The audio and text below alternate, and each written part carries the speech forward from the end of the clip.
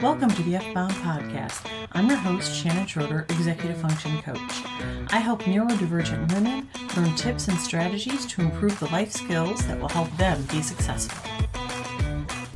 Handling decluttering overwhelm. As you work on trying to organize your life, you can easily slip into decluttering overwhelm.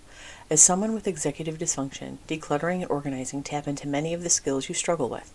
It all seems like so much. The process of lightening the load can be daunting, so let's look at some ways to handle the overwhelm before diving into the steps to take to declutter. Ways to keep decluttering overwhelm at bay. Know your why. I've talked about this concept before when talking about making life changes. Just because something sounds amazing for other people doesn't automatically make it right for you. If you want to stay on task for decluttering, you need to understand why you're doing it. What's your ultimate goal? Knowing that will help keep you on track even when the job seems bigger than you can handle. Make time. It's easy for me to tell you, as I always do, that everything is a process and it takes time. We'd very much like to snap our fingers and make magic happen, but that's not reality. And given that you may not be good at estimating how long a task will take, it makes it difficult to judge how much time you need. If this is you, instead of thinking you need 2 weeks to declutter, think about a certain amount of time each day or each week you will devote to it, and then take as many days or weeks as it takes. You aren't working against a deadline you might not be able to meet. Make a plan. Yes, I know that planning is not something people with executive dysfunction are good at. That doesn't mean that you don't need a plan.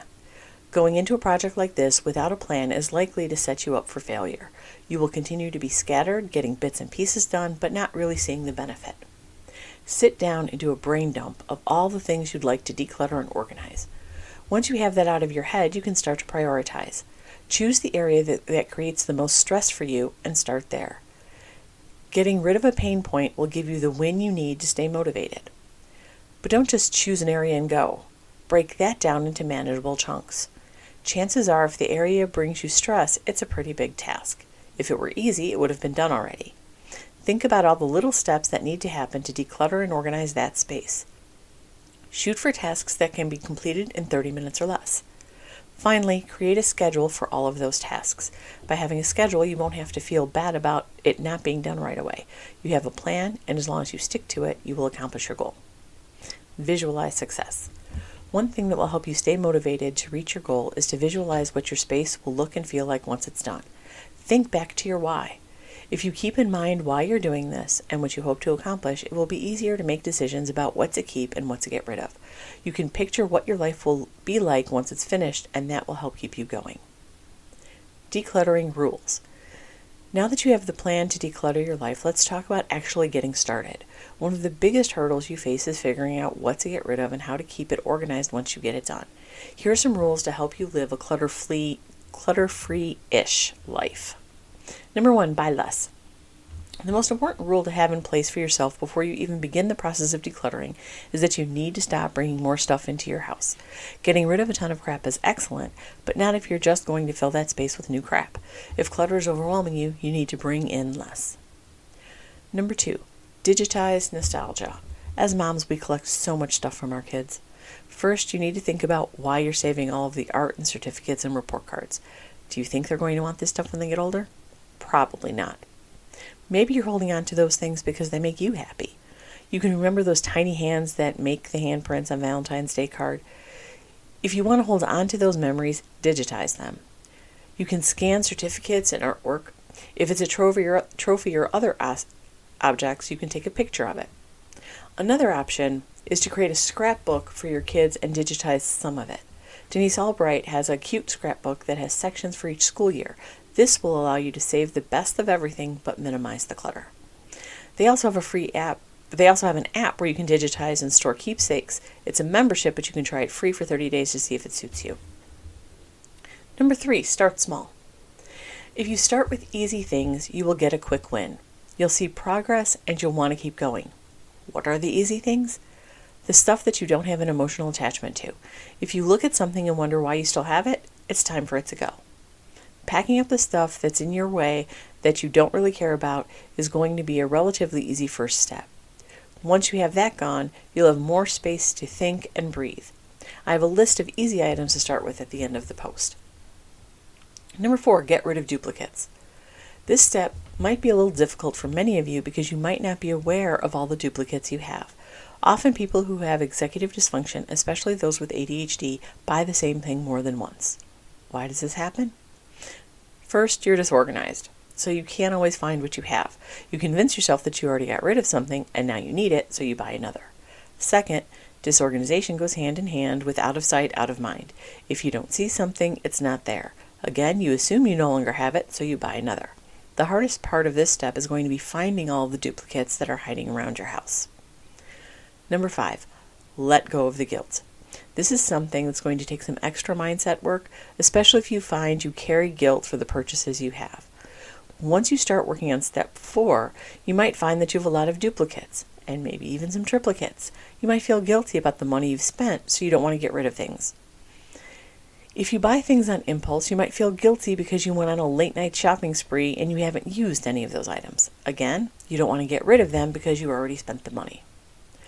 Lastly, if you're holding on to gifts that don't suit you because of who gave the gift, there's no reason to feel guilty about letting it go. All of these scenarios are about you feeling guilty unnecessarily. Letting go of something that doesn't fit your life or that you don't have a use for isn't a reason for guilt. Holding on to something because you spent money on it isn't going to bring that money back. But holding on to those extra items will continue to bring stress into your life. Getting rid of excess items also helps you get rid of excess stress. Don't replace it with guilt. Number 6, give everything a home. This one is something I'm sure you've heard a million times. It's important, but it won't happen all at once. It will take time to give everything its own home. However, once you are able to give something a place, you need to always put it away so that clutter doesn't start to rebuild. These 6 rules aren't the be-all and end-all to effectively remove clutter from your life. I'm offering them as stepping stones to help make the process a little easier for you. Use the rules to give you a path and keep the decluttering overwhelm away. Here's a list of 40 items to get rid of quickly. Most of these are things you shouldn't have to think about or feel guilty over tossing. However, don't try to run through the whole list at once. They cover many different areas of the home, and if you're focusing on one small area, look for the easy items from the list that can be found in that space. Return to the list whenever you start a new area of your home. Number 1, junk mail. Number 2, broken or ugly jewelry. Number 3, old calendars or planners. 4, nearly empty perfume or lotion bottles. 5, old makeup. 6, toys or games that are broken, missing parts, or that the kids have outgrown. 7, holey socks. You're not going to fix them or do a craft with them, trust me. 8, empty boxes from electronics or small appliances. There is no use for them. 9, unused paint. Even if you need it for touch-ups, chances are it'll be bad. Take a pic of the name of at the top of the can for future reference. 10, kids' clothes that no longer fit. 11, non-perishable food you haven't eaten or that has expired. 12, excess shopping bags. 13, outdated, faded, or broken holiday decorations. 14, broken laptops or devices you've been meaning to fix. If it hasn't happened yet, it's not gonna. 15, unused blankets. No one needs 50 blankets. Pick your favorite 2 to 3. 16, old trophies or memorabilia you no longer value. 17, the collection of buttons you never sewed back on. You probably don't even remember what the buttons are for. 18, unnecessary receipts. Scan the ones you think might be necessary for something. 19, unused or expired spices. 20, accessories for hobbies or crafts you no longer do or haven't completed. 21, expired frozen food. 22, stretched out or holey bras and underwear. 23, vacation souvenirs you never look at. 24, purses and bags that are out of style or that you don't use. 25, instruction manuals for things you no longer own. Scan the ones for the things you do own. 26, pens and markers that don't work. 27, beauty products that you don't use. 28, the junk at the bottom of your purse. 29, gifts you never liked in the first place. 30, pet supplies from animals that have long passed. Save a memento like a collar or a tag and put it in a frame. 31, chipped dishware or cookware. 32, earrings without a mate. 33, books you've read once or will likely never read again, unless you're keeping them as comfort reads. 34, expired medicines. 35, electronics chargers without a device. 36, excess or mismatched glassware. 37, toys from fast food children's meals. 38, videos you no longer watch. Anything VHS is not a collector's item. 39, kitchen gadgets you don't use, like the sandwich press or the ice cream maker.